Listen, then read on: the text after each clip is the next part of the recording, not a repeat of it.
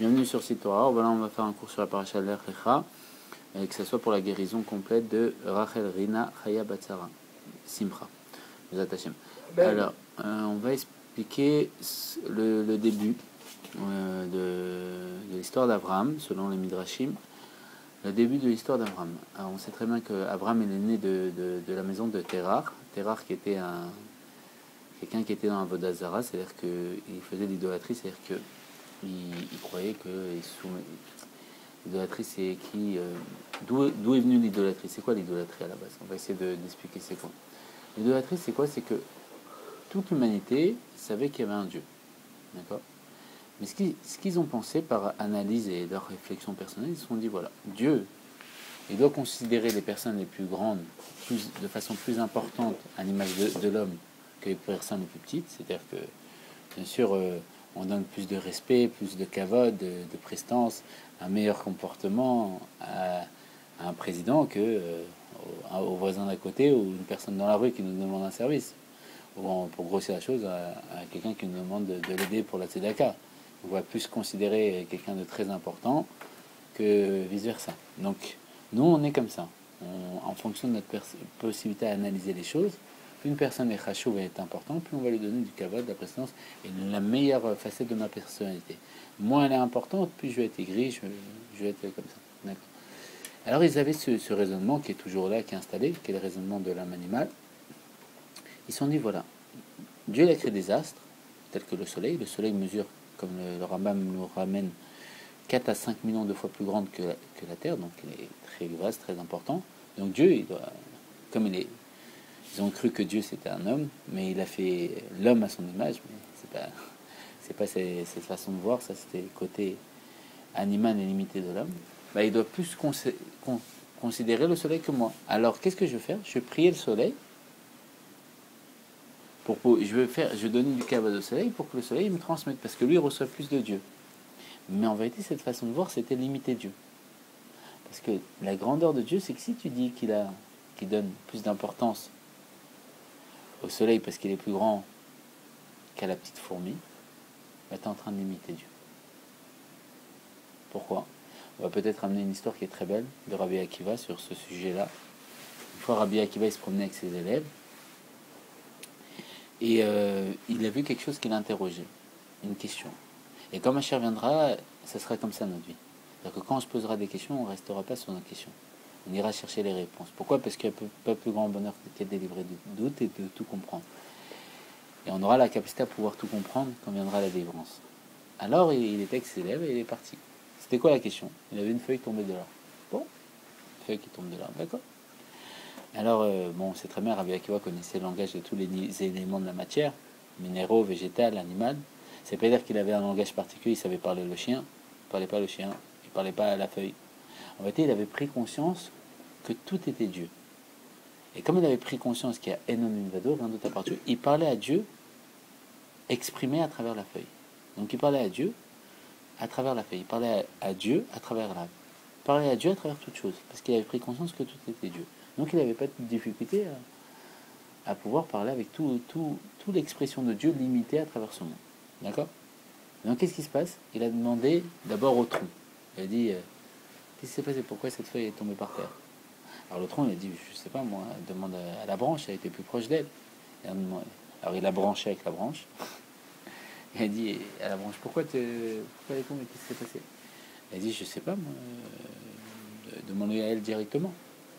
Alors il a demandé à la feuille qu'est-ce qui s'est passé? Pourquoi elle est tombée? Elle a dit moi je sais pas, j'étais bien là-haut, j'ai une belle vue.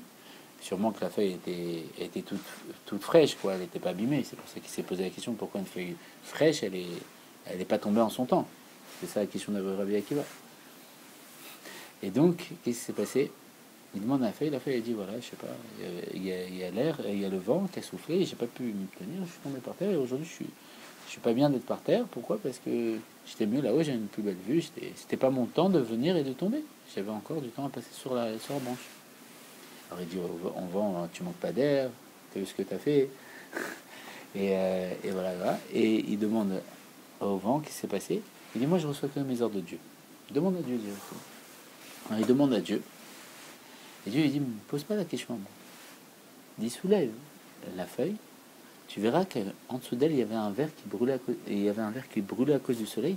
Donc, comme Dieu l'a appelé tzaddik, tzaddik, ça vient du terme tzedek, la justice, il fait le pour et le contre entre toutes les situations confondues dans le monde, avant qu'une situation se passe, et juste qu'est-ce qui est le mieux à faire, qu'est-ce qui est le plus juste à faire. Et donc, il a jugé que dans cette situation-là, qu'est-ce qui était plus juste? Est-ce que c'était le fait que la feuille garde sa période sur la branche et tombe à tel moment, ou qu'elle va faire une bonne action, comme on l'a dit tout à l'heure dans le cours Lech Lecha, c'est d'aller pour soi, d'aller vers soi. C'est quoi d'aller vers soi? C'est donner à l'autre, apporter à l'autre, parce que en nous, il y a Dieu. Dieu lui-même, il s'est apporté en nous, il s'est mis à l'intérieur de nous, il a mis une partie de lui-même en nous. Et il attend qu'une chose, c'est qu'on l'exprime, qu'on la donne aux autres, et Dieu, c'est la source du bien. La source du bien, c'est faire le bien. C'est apporter du bien-être à l'autre. On ne sera pas épanoui tant qu'on ne donne pas du bien aux autres. C'est le seul moyen de pouvoir être bien. Notre nature, c'est justement de vouloir prendre le bien, c'est l'âme animale. Elle veut prendre. Mais le fait de prendre sans donner, ça l'alourdit. C'est pour ça qu'on n'est pas bien, on est lourd. Il faut apprendre à donner. Quand on donne, on se libère. Donc qu'est-ce qui se passe? Il a jugé que c'était mieux que cette feuille, elle donne. Elle donne de sa place. Elle donne de son temps. Pour aller quoi? Pour aller protéger une fourmi qui brûlait à cause du soleil. Et à ce moment-là, quand elle a dit ça à la feuille, bien sûr, elle a été contente. Elle a dit, il a bien fait Dieu. Et la feuille, elle a loué Dieu. Elle a dit, Mika Mocha Ba'elim. Et même lui, il a dit, comment tu es extraordinaire. Une feuille qui tombe comme ça, c'est pas pour rien. Il y a une justice dans tout ce que tu fais, dans les moindres faits et gestes. Et dans ce raisonnement, là, on voit, comme on l'a expliqué avant, que Dieu, il s'occupe autant d'une petite fourmi qui brûle que de l'astre du soleil. Quand on explique que l'astre du soleil, il se lève de l'est et il se couche à l'ouest parce que tous les jours, il se prosterne devant Dieu. Donc on voit que la grandeur de Dieu, si tu dis, comme c'est marqué dans le livre Avodat HaKodesh, un livre qui a été édité par le Rabbi après la fête de Itevet, il y a marqué là-bas, si tu dis que Dieu il est qu'illimité, tu enlèves de sa perfection. Pourquoi? Parce que s'il est que illimité, il n'est pas vraiment illimité. Parce que s'il est vraiment illimité, il peut se limiter. On explique qu'il y a deux niveaux de personnes. On va dire dans l'élévation. Il y a quelqu'un qui est sans aucune commune mesure avec les autres. Je donne un exemple très simple. Un grand scientifique, très intelligent. Un grand rave, un gaon en Torah. Il ne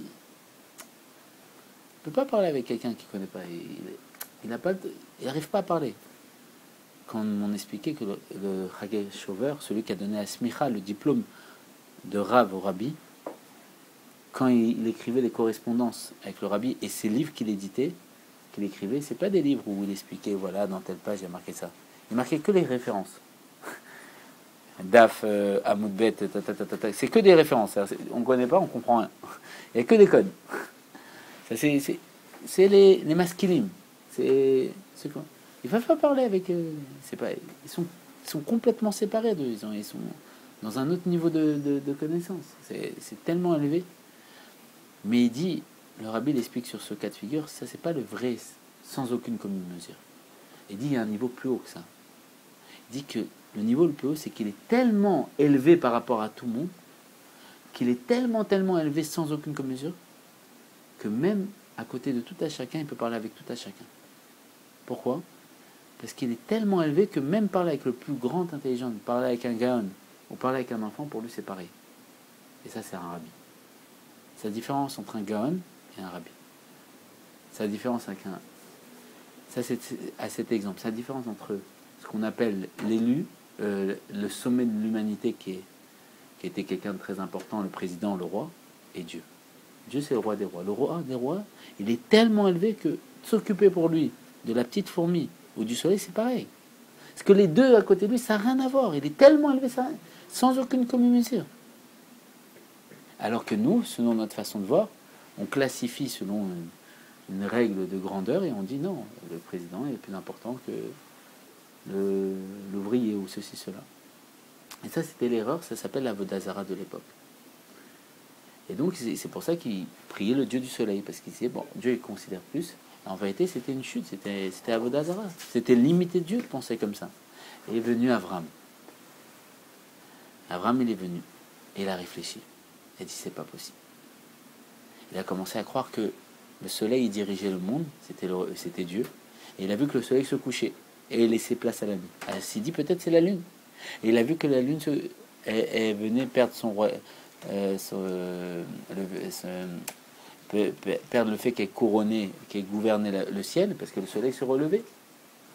Alors il a commencé à comprendre qu'il y avait quelqu'un qui dirigeait tout ça.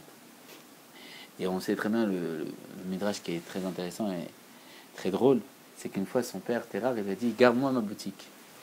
Et Abraham lui a regardé, il y a une dame qui est venue apporter une offrande pour une avodazara, une idolâtrie quelconque, que ce soit le soleil, la lune.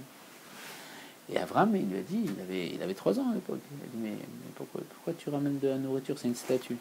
Alors la personne a écrit, oh, elle s'est sauvée. Et Abraham, il n'a pas supporté ça. Qu'est-ce qu'il a fait, Abraham? Il a pris un bâton, il a cassé toutes les statues. Et il a laissé le bâton dans la plus grande des statues. Et quand son père il est venu, il dit qu'est-ce qui s'est passé à Abraham? Toute ma richesse, toutes mes statues, qu'est-ce qui s'est passé? Alors il explique à Abraham, ah ben, c'est incroyable. La grande statue, et ils sont regardés toutes les statues entre elles, et elle s'est énervée, elle a cassé toutes les autres statues. Alors Abraham, son père lui a dit c'est rare, mais tu dis n'importe quoi, c'est des statues, ils peuvent rien faire. Il dit alors pourquoi tu dis que c'est des dieux?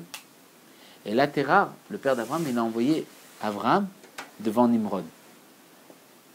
Nimrod, ça veut dire se révolter contre Dieu. Et Nimrod, il était comme ça sur une grande chaise avec plein d'escaliers. Et il disait que c'était Dieu. Et on l'a envoyé, et Terah, voilà, c'était un des serviteurs de Nimrod. Il a dit voilà, mon fils, il a fait ça, il a fait ça. Il dit ah bon, alors toi tu crois pas au plusieurs dieux, c'est moi Dieu et tout ça. Il dit soumets-toi à moi. Abraham lui dit mais si t'es Dieu, dis-moi ce que je pense. Et Nimrod, il dit, et toutes les personnes autour, il dit oh, qu'est-ce qu'il va répondre Nimrod? Et Nimrod, il était gêné, il savait pas quoi dire devant Abraham. Alors il a dit ah, tu fais le malin, on va te jeter dans la fournaise ardente. On va te jeter dans le dieu de la fournaise, il a dit là-bas, c'est marqué dans le Midrash. Et ils amènent pour jeter Abraham là-bas. Et à ce moment-là, ils le jettent. C'est que Rabbi Akiva et Abraham sont très liés. Le Rabbi, il explique que la différence entre Rabbi Akiva et Abraham, c'est que Rabbi Akiva, toute sa vie durant, il a dit quand j'aurai le mérite de pouvoir donner ma vie pour Dieu. Il cherchait tout le temps à faire une Misirut Nefesh, donner sa vie pour Dieu, parce qu'il y a une mitzvah de donner sa vie pour Dieu. Et au moment le plus heureux de sa vie, c'était justement quand on lui a enlevé le visage avec des tenailles de fer. Et c'est comme c'est marqué dans la fin de la Gemara Brachot, à Kan Rabbeinu, jusque-là Rabbeinu. Et toute ma vie, j'ai attendu de faire Misirut Nefesh, donner ma vie pour Dieu. Montrer à Dieu que je l'aimais tellement, comme on dit dans le Shema Israël, Bechol Levavecha, de tout tes cœurs, de tes 2 penchants, et Bechol Nafshecha, de toute ton âme, en donnant ta vie. Toute ma vie, j'ai voulu faire Bechol Nafshecha. Je lis le schéma, je voulais le faire. Alors maintenant, c'est plus au moment de ma vie, il faisait le schéma à ce moment-là. Parce que c'était l'heure du Kret Shema. Il dit, la différence entre Abraham et Rabbi Akiva, c'est que Rabbi Akiva cherchait la madriga. Il cherchait le niveau. Il cherchait à donner. Mais Abraham, il dit, non, il ne cherchait pas. Abraham, il n'a pas cherché à donner sa vie pour Dieu. Il a cherché à faire la volonté de Dieu. C'est pour ça que c'est un vote, c'est un des patriarches. Et il dit, qu'est-ce qui s'est passé? Il ne cherchait pas à donner sa vie. Mais s'il fallait donner sa vie pour dévoiler Dieu, il le faisait.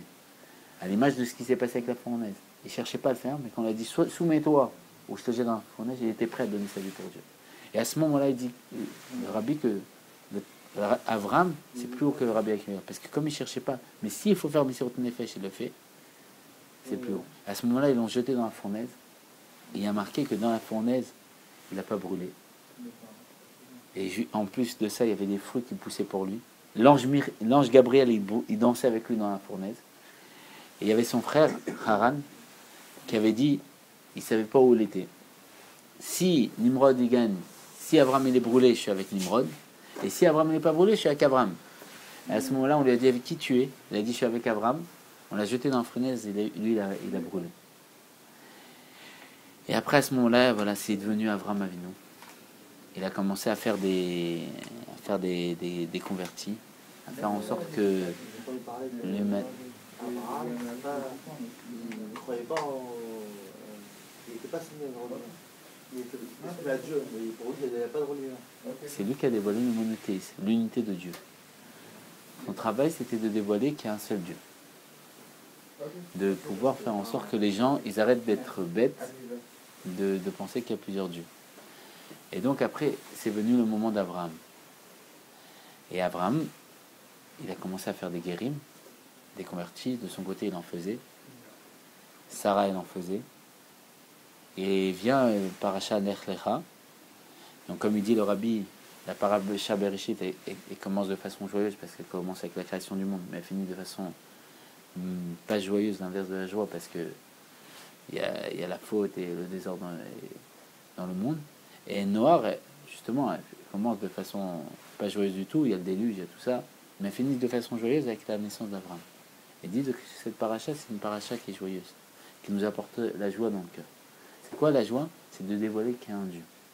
Il n'y en a pas 10, il y en a un seul. Ce Dieu, c'est lui qui m'a donné la possibilité de dévoiler au monde qu'il y en a un. Dévoiler le Echad, comme c'est marqué, Am Echad, le peuple juif, c'est un seul peuple.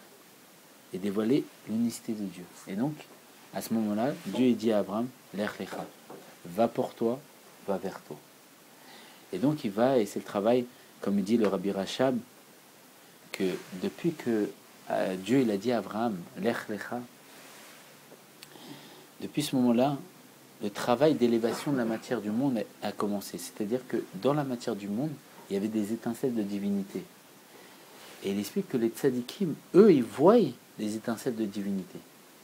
Et ils vont les chercher pour les élever. À l'image de ce qu'il a fait le Baal Shem Tov une fois. Vous savez, le Baal Shem Tov, c'était connu que les cochers, les chevaux, le cocher lui disait mets-toi à l'envers et laissait les chevaux se diriger tout seuls. Et il montait comme ça, il faisait des longues balades avec ses élèves. Et ils arrivaient dans des endroits où là-bas, depuis le début de la création, les eaux, ils n'avaient pas eu de bracha, de bénédiction, parce que, vous savez, Dieu fait du spirituel au matériel, et le juif fait du matériel au spirituel. Il transforme le matériel en spirituel. Quand on mange les choses et qu'on dit le livre de Torah, on renvoie les choses de matériel vers le spirituel. Parce que l'énergie que j'ai prise dans la nourriture se transforme en Dvar Torah, en parole, en louange pour Dieu, donc en spiritualité. Il dit c'est plus haut. C'est l'Admorazaken qui ramène ça. Et donc il faisait une bénédiction dans ces eaux qui n'avaient jamais reçu de bénédiction depuis le début de la création. Parce qu'il avait vu, le Baal Shem Tov, qu'il y avait des étincelles de divinité à élever. Et il dit que depuis que Abraham il a reçu ce Lech Lecha, les tzadikim ont pour mission d'élever les étincelles de divinité dans la matière, parce qu'eux, ils voient, ils vont comme ça dans toute la terre. C'est pour ça que le peuple juif a été en exil un peu partout dans la terre, pour justement élever les étincelles de divinité. Et c'est même pour ça que Shlomo Ameler, vous savez, Shlomo Ameler, il y a marqué qu'il y a eu beaucoup de femmes. Alors ceux qui comprennent la Torah avec une façon limitée, une façon humaine de comprendre la Torah, ils disent, ah voilà, il avait du Yetzara, il voulait plein de femmes. Mais Shlomo Ameler, c'est une âme d'Atsilut. Il n'y a pas de Yetzara du tout. C'est un tzaddik. Il n'y a qu'une âme divine en lui. Alors c'est-à-dire quoi qu'il voulait beaucoup de femmes? Il voulait justement ramener, les femmes c'est les étincelles de divinité, ramener toutes les étincelles de divinité qui étaient dans toute la surface de la terre vers lui pour éviter que le peuple juif en exil aille les chercher. Et donc les tzadikim, eux, ils voient ces étincelles de divinité. Et là-bas, le Rabbi Rachab nous dit que ceux qui ne sont pas des tzadikim comme moi par exemple, Rachab et Tableau, qu'est-ce qui se passe? La Hashgacha pratique, la providence divine, elle m'emmène dans des endroits et j'élève des étincelles de divinité sans le savoir. Je réalise ma mission sans le savoir. Alors là, il y a une grande question qui se pose, comme on sait que la paracha précédente, Noach, Nunbet, de l'année 52, le rabbi il a fait un chidouche comme il n'y a jamais eu. Le rabbi il a dit, ça y est, Nigma, Avodat Abéorim, le travail d'élévation de la matière du monde, il est fini. Donc si le travail d'élévation de la matière du monde, qui est le travail qui a été le nôtre depuis que Dieu il a dit à Avram, Lech Lecha, va pour toi, vers toi. C'est quoi va pour toi, va vers toi? Dévoile ces étincelles de divinité que j'ai cachées dans la matière du monde. Qu'est-ce qu'on fait maintenant si on n'a plus à élever la matière? Qu'est-ce qui se passe maintenant? Alors on explique qu'après Avodat Abéorim, le travail c'est Avodat Yehudim. C'est quoi Avodat Yehudim? On sait que le Harizal, il faisait Avodat Yehudim. C'est quoi? On explique que Yehudim, c'est qu'ils allaient sur des varim de tzadikim et qu'ils inspiraient, faisaient pénétrer dans eux l'âme des tzadikim. Ils étudiaient un livre et ils faisaient pénétrer au-dedans d'eux l'âme du tzadik. Est-ce que nous, on est capable de faire ça aujourd'hui? Aujourd'hui, c'est notre mission. Alors heureusement, les Rebbeim nous expliquent que quand on étudie Chassidut, Avodat à Yehudim se passe automatiquement. Aujourd'hui, notre mission, c'est d'étudier Chassidut. Le fait qu'on étudie Chassidut, La Avodat Yehudim se passe automatiquement. Yehudim, c'est quoi? C'est qu'on fait une seule chose. On dévoile Dieu à l'intérieur de nous. Aujourd'hui, c'est ça le travail. C'est plus justement d'aller chercher les étincelles de divinité, c'est d'étudier la Torah. Quand on va étudier la Torah, vu que le mal et le bien étaient séparés, on est des réceptacles pour recevoir le bien qu'est le dévoilement de la délivrance, le dévoilement de Dieu. Exprimer notre âme divine, on peut le faire aujourd'hui. Comment on va pouvoir exprimer l'âme divine? On va regarder dans la Torah, comme Dieu l'a fait, il a regardé dans la Torah, le plan d'architecture du monde, et il a créé le monde. Et grâce à ce qui est marqué dans la Torah, je vais créer mon monde. Je vais dévoiler mon monde. Je vais exprimer la Torah à l'extérieur. Et là, à ce moment-là, je vais pouvoir voir de mes yeux la délivrance. L'inverse entre les tzadikim et nous, c'est que les tzadikim, ils voient qu'il n'y a rien d'autre à part Dieu. Ils voient que des lettres de Torah. Nous, on voit la matière du monde. Donc nous, on a un manque. Aujourd'hui, les tzadikim, ils ont fait leur travail. C'est quoi? C'est qu'ils ont vu que le monde existait parce qu'ils sont descendus. Le rabbi il explique que la différence entre un tzadik et un autre tzadik, c'est que le tzadik, c'est une âme qui vient vers le corps. Et nous, c'est un corps qui va vers l'âme. C'est que nous, on est matériel, on voit le monde. Et on doit voir qu'il n'y a rien d'autre à part Dieu. Et eux, ils sont spirituels et ils doivent voir le monde parce que Dieu, il a voulu résider Bétartoni. Mais aujourd'hui, le fait que ça a été fait, on doit se libérer. Et le rabbi, il dit qu'il ne reste plus qu'une chose à faire. C'est d'ouvrir les yeux. Comment on va ouvrir les yeux? En étudiant Chassidut. Quand on va étudier Chassidut, on va ouvrir les yeux, on va commencer à voir qu'il n'y a rien d'autre à part Dieu. On va voir que la main de Dieu, c'est elle qui dirige le monde. Mais si on n'étudie pas Chassidut, si on ne sait pas apprendre comment Dieu il se comporte, on ne pourra pas voir que Dieu m'accompagne dans ma vie. On ne pourra pas voir que Dieu, c'est lui qui dirige tout. Et donc, on sera toujours en exil. Et aujourd'hui, c'est le travail qui nous a été donné. De pouvoir ouvrir les yeux et de voir que c'est Dieu qui dirige toutes choses. Et une dernière chose pour terminer. Vous savez, il y a marqué dans la paracha Bereshit qu'il y avait Nachor, Chanor. Chanor, il y a marqué que Dieu l'a pris. C'était quoi Chanor? C'était un tzaddik très élevé qui était cordonnier. Et qu'est-ce qu'il faisait? Quand il faisait les chaussures, il faisait des yehudim. Il faisait justement ça. Qui apportait tellement de plaisir, des unifications célestes, ça s'appelle yehudim, à Dieu. Mais il était tellement humble que quand il finissait, il dit c'est pas assez pour toi Dieu. Alors Dieu il a eu peur qu'il chute, il l'a élevé, il l'a pris avec lui.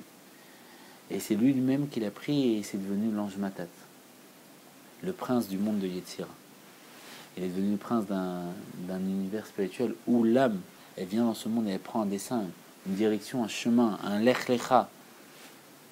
Le fait qu'elle va pour elle, elle va vers elle de façon différente, c'est lui qui est arrivé. Et vous savez que Arira Dishonim, le maître du Baal Shem Tov, quand il s'est dévoilé à lui, et quand il s'est présenté à lui, toujours le Baal Shem Tov il dit vous êtes qui? Il dit non, je te dirai pas qui je suis.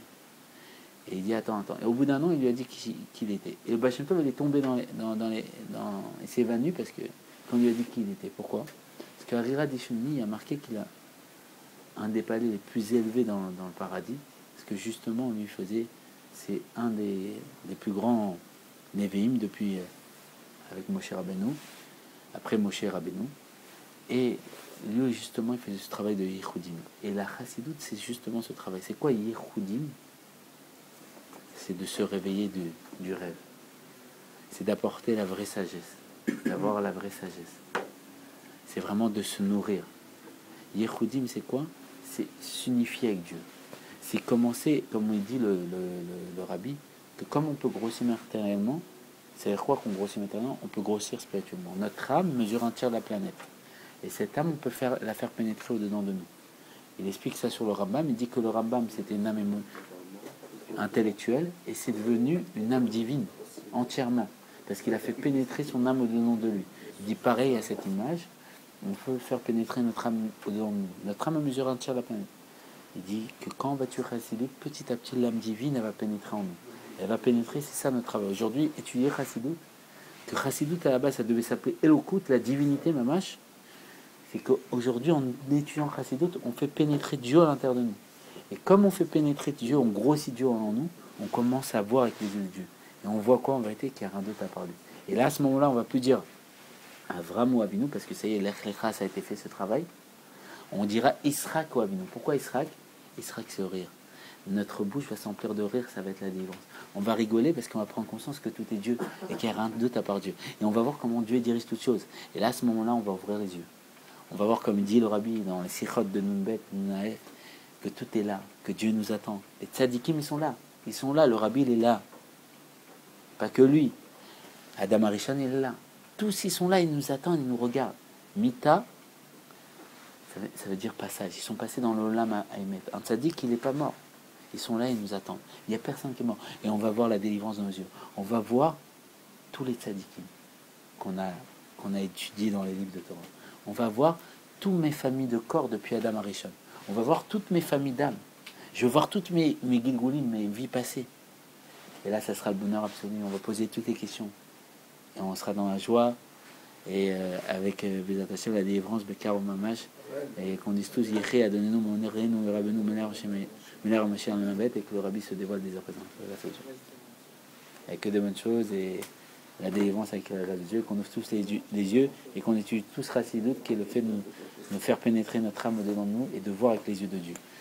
C'est la différence entre Chassidut et la Kabbalah. Kabbalah, c'est voir Dieu tel qu'il est là-haut, et Chassidut, c'est voir, c'est l'homme qui voit Dieu, et Chassidut, c'est Dieu qui voit l'homme. Et donc c'est voir le monde avec les yeux de Dieu et voir que tout le monde il est parfait.